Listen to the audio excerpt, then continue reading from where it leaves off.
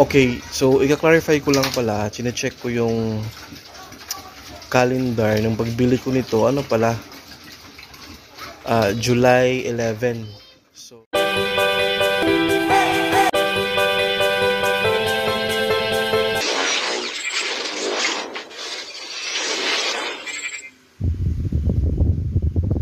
hey mga kabagis, good afternoon. So, nananghalian ngayon yung ating mga alaga, no?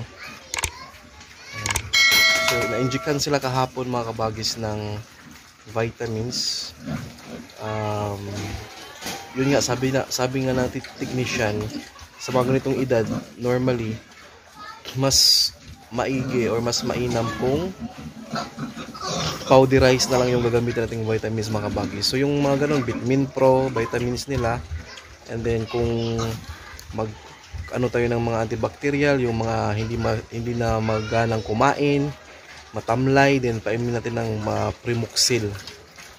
Yun yung sinasuggest. But may mga brand kasi na katulad ng mga Bimig, San Miguel yan kasi, yung Bimig. So iba din yung mga brand, pero the same lang yung purpose ng powder na yun. So yun.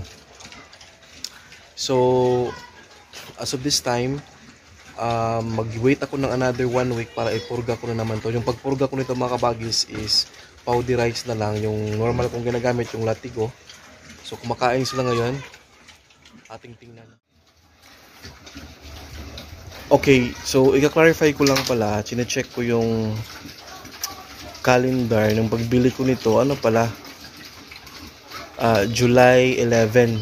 So technically kahapon lang to nag 1 month mga kabagis. Mali pala yung counting ko kasi yung counting ko kasi inano ko weekly. So nung nag 4 weeks na, akala ko 1 month na yun. Meron pala yung yung per week, may ibang month na 31 ganun. So technically ito kahapon lang to nag 1 month, nag 2 months. June 11 pala, June 11. Tapos nag 1 month nung July 11, tapos 2 months na ngayong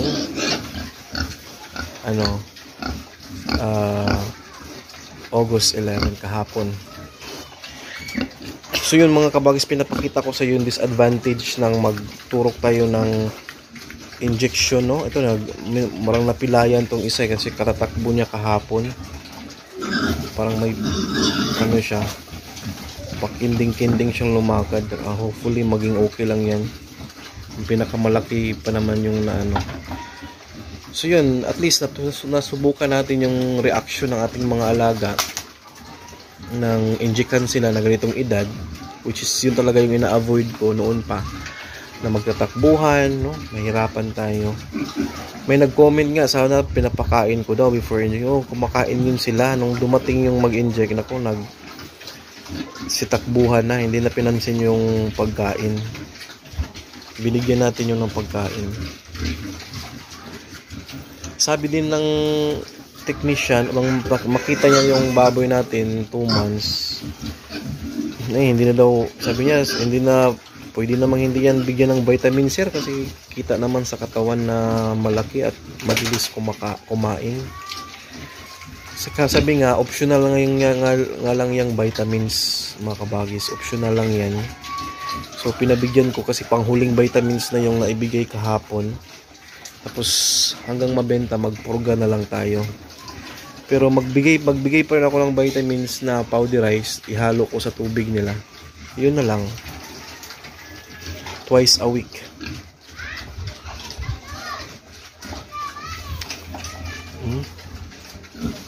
Napakaganda ng mga puwit mga kabagis, oh. So may other reason. May other reason pala kaya minix ko or ang dami ng ultra pack na feeds, ganoon din karami yung ibigay ko sa Bimig. Ang pinaka main reason ko pala doon mga kabagis na hindi ko na-discuss sa inyo is yung kung i-pure natin silang ultra pack kasi, yung hindi natin mabalance, no? Mabigyan ng Bimig. Normally yung mga baboy natin parang araw-araw, kung ultra pack, no, parang araw-araw pagod sila, may halak ba, yung bang parang inainitan sila palagi, pagod sila palagi, dahil pala yun sa mismong ng Ultra Pack, high density siya. So yung meaning yung high density, makabagis ng mga feeds, yun yung ipinupwersa ng feeds na yun na palakihin talaga yung mga baboy natin. And there are cases, no, may mga times din na kung hindi masyadong yung nagpapakain, minsan magkaroon sila ng problem na bakit na heat stroke yung kanilang mga baboy dahil sobrang init.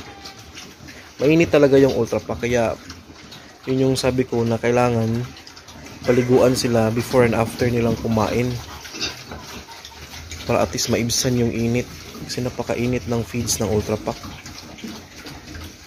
So ngayon okay na to kasi nagmi-mix na ako. Nung unang batch, kaya pala na-observe ko talaga yun na kapag may araw na hindi masyadong mapaliguan, yung bang isang beses lang o dalawang beses lang, talagang humihingal yung term talaga, yung tamang term pala, humihingal yung mga baboy, parang galing takbuhan ba, galing marathon. Yung pure na Ultra Pack yung pakain ko, humihingal sila. So ngayon naman na nagmix na tayo, kahit nung batch na naibenta natin yung mga May, hindi na ganun ka hingal kasi nagmi-mix na tayo. So yun din pala yung isa sa na-observe natin, aside sa mahirapan yung mga baboy sa biyahe na malayo, kasi yun yung pinaka observation natin na Ultra Pack. Totoo yun, hindi sila masyadong survive sa mga biyaheng malalayo. Mainit. Yung minsan yung ibang biik galing sa malayong biyahe, pagdating dito hindi na kumakain, tapos kinabukasan yan hindi na tumatayo. Isa din yun sa disadvantage, pero maganda siya in a way na palakihin niya talaga yung mga alaga natin na mabilisan, kaya ibabalance natin siya with bimig para yung side effect niya hindi ganun ka pangit, no?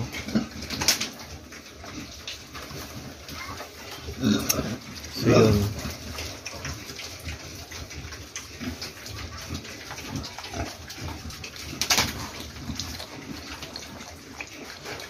Umiinom siya.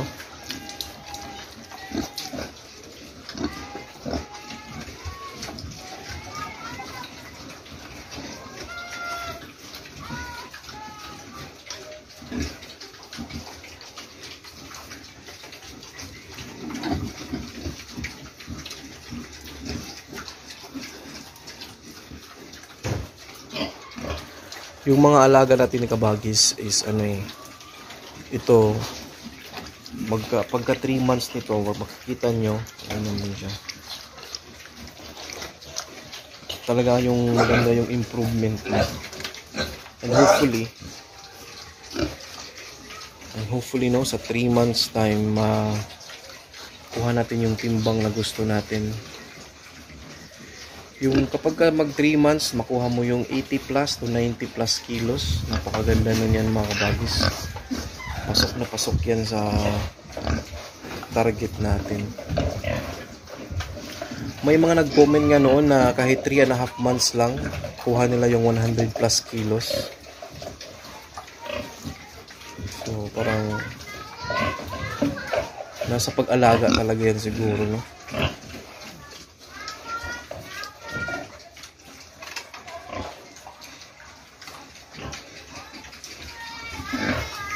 Yan, tapos na yung ibang kumain.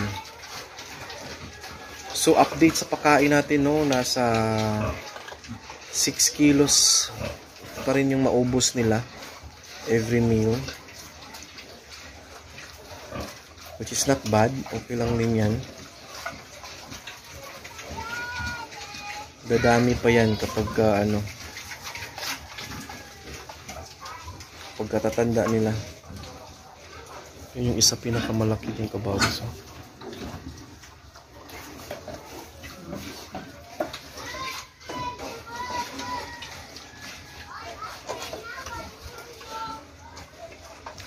So yun lang yung update natin ngayon mga kabagis, no. Ang mga baboy natin is ano, parang hindi pa sila naka-recover sa stress. Na-stress sila kahapon nung pag-inject. Sana maano yan, makabawi sila mga 2 days from now. 2 days from now daw yung normal na ano, makabawi sila sa stress, which is okay lang kasi last na yun na injection. Wala nang ibang injection na mangyayari. Alright, so thank you so much. Maraming salamat sa lahat ng mga nanonood sa atin ngayon mga kabagis. Thank you kasi 14,000 subscribers na po tayo. Salamat sa inyong mga suporta dyan, sa inyong palaging pag-comment o pag-subscribe. Yung mga hindi pa nakasubscribe sa atin, nag-subscribe sila. Parang everyday mayroon tayong mga bagong subscribers, and thank you so much for that. At dahil dyan, gusto kong pasasalamatan yung iba na palaging nandyan sa ating comment section. So magsha-shoutout tayo mga kabagis. So ito na sila. Magsha-shoutout tayo sa ating mga kabagis na palaging nandyan sa comment section. Sina Joan Baringkila, yan, si Cooking Channel. Thank you sa inyo mga kabagis. Shoutout kay Joseph Bagon. At shoutout din kay Jeric Lindio. Yan, shoutout kay Mark Jason Miranda. Nandiyan si Aida Reyes, Go Gravia. Shoutout kay Henry Patenyo. And shoutout din kay Kamangyan Vlog. Yan, kay Abuso Marivic. Shoutout sa inyong lahat mga kabagis. Roland Jalong, si Irene and Joe. Shoutout sa inyo mga kabagis. Si Fishing and Travel Vlog. And then din si kabagis na James Carl Sustraido. Shoutout sa inyo mga kabagis. At isa-shoutout ko rin sina Queen Dian. Nandiyan yan palagi sa atin. Sina Mike Biflor. Shoutout sa inyo mga kabagis. And also most especially kay kabagis na Telma Lim. Yan, shoutout sa inyong lahat. And thank you so much for always commenting. And yun, salamat.